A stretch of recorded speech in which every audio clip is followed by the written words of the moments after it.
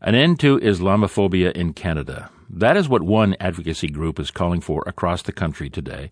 The National Council for Canadian Muslims is holding a simultaneous press conference in 6 different Canadian cities calling for the condemnation of all forms of Islamophobia. The organization will also be joined by local community leaders, law enforcement, and elected officials. Kashif Ahmed is a Vancouver-based lawyer, and he's the board chair of the National Council of Canadian Muslims, and he's been good enough to join us now on the line on this very busy day. Good morning, sir. Good morning. Thank you for having me. Our pleasure. Thanks for joining us. You know, as Canadians, we sometimes fall prey to the idea that we are fully compassionate and accepting. But in reality, is that the case? Well, I think for the most part, it's true. Canada is by far the most generous, caring, accepting, compassionate country. There's no doubt about that. I think all Canadians realize how caring and welcoming we are. And our organization, the National Council of Canadian Muslims, firmly believes that. Of course, though, there are ways to improve and ensure that all members of our society have equal access or have their dignity protected and feel welcome and safe in their communities. And so really what today's call will be is about to tackle what we have seen as a growing trend of anti-Muslim hate incidents and Islamophobia in the country. Then how prevalent would you say Islamophobia is in our country? Well, the data shows from Stats Canada's latest report on hate crimes reported by police services that in the category of anti-Muslim hate crimes, we saw a 52% increase in the number of reported hate crimes against Muslims between 2013 and 2014. At the NCCM, we have our own internal tracking data, which we now have online through an online tracking map on our website. And what that shows as of July 1st, 2016, that we have already received a doubling amount of the number of reports that we had this time in 2015. What would account for that? Well, there's a whole bunch of factors. We have noticed that there is an increase in data reported to us and to police services whenever there is a high-profile, incident or geopolitical development, either overseas, in which Islam and Muslims are being discussed negatively, and whether there's media coverage about that, or where Islam and Muslims are claimed to be responsible for something negative, we do see almost an immediate spike in anti-Muslim incidents. For example, we did see after the very horrific Orlando shooting, about 5 reports come into our office the same week. So there's definitely that correlation. We can't necessarily say that it's directly linked, but there seems to be some kind of correlation there.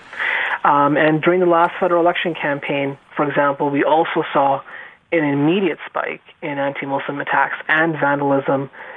So political rhetoric does have an impact as well. And we are subject to such a lot of American political message. I'm curious how this primary season, and particularly what Donald Trump has had to say about Muslims, how has that affected this? Right. That's a very good question. What's happening south of the border is very concerning to the Canadian Muslim community. There's a lot of anxiety right now. As you know, we're completing the month of Ramadan. It'll be over by approximately Tuesday.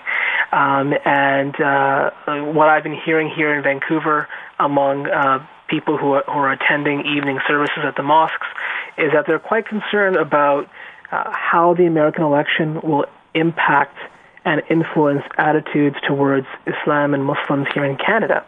Obviously, we live in a very globalized world. We're next to the largest, one of the largest and most powerful nations in the world, and so we're not immune to Islamophobic discourse flowing in from the United States. And what we need to be doing, though, is being ready to counter those kinds of negative attitudes and those prejudices that would threaten our community's cohesion here in Canada.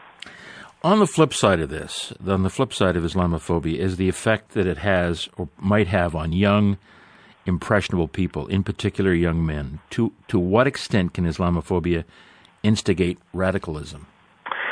Well, there is an issue there, and experts have pointed out that there are a myriad of factors that may or may not impact an individual who suddenly decides to travel down the path of radicalization. It's certainly, in our view, Islamophobia does not help the situation, and it does not engender a sense of welcoming and hate-free atmosphere for those who may already feel alienated. So we do need to ensure that all people in our communities are feeling welcome and safe. And where we have issues, we need to address those as well, especially when it comes to issues of radicalization. But this past year, we have seen headlines of terror attacks carried out by people who claim they're acting in the name of Islam. How much does that contribute to discrimination against the vast majority of Muslims who are very peaceful people?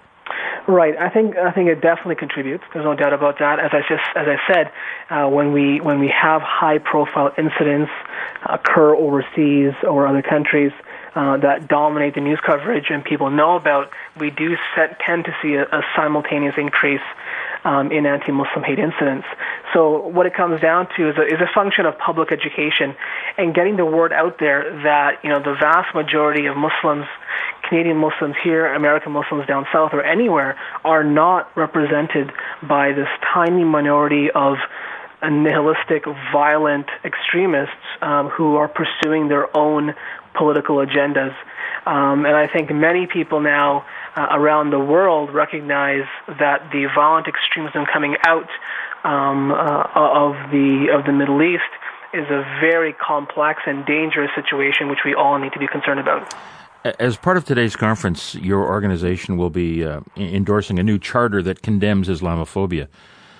That's correct. But Kashif, Section 15 of the Canadian Charter of Rights and Freedoms already contains explicit wording that includes discrimination based on race and religion. So why advocate for a charter of inclusiveness when one already exists in that capacity? Right, so that's a great question. So our Constitution, our Charter of Rights and Freedoms, absolutely guarantees equality rights under Section 15 to ensure that all Canadians have the benefit of equal treatment before the law. However, we need to put that into practice and ensure that all people in Canada have that sense of benefit, that they're actually benefiting from the Charter's provisions. So our Charter for Islamophobia is really a call for unity and solidarity against Islamophobia, and it's urging politicians, elected officials, community leaders, and Canadians at large to come together and stand against the trend towards Islamophobia and reassure that everyone in Canada, regardless of your background, your race, your religion, everyone has inherent dignity and should be treated with respect, and we need to ensure that we have safe and welcoming communities. So the Charter for Inclusive Communities really reaffirms our values as enshrined in our Constitution and really puts into practice how we help ensure that all Canadians benefit from our official equality rights. Kashif, thank you so much for your time this morning. Thank you so much.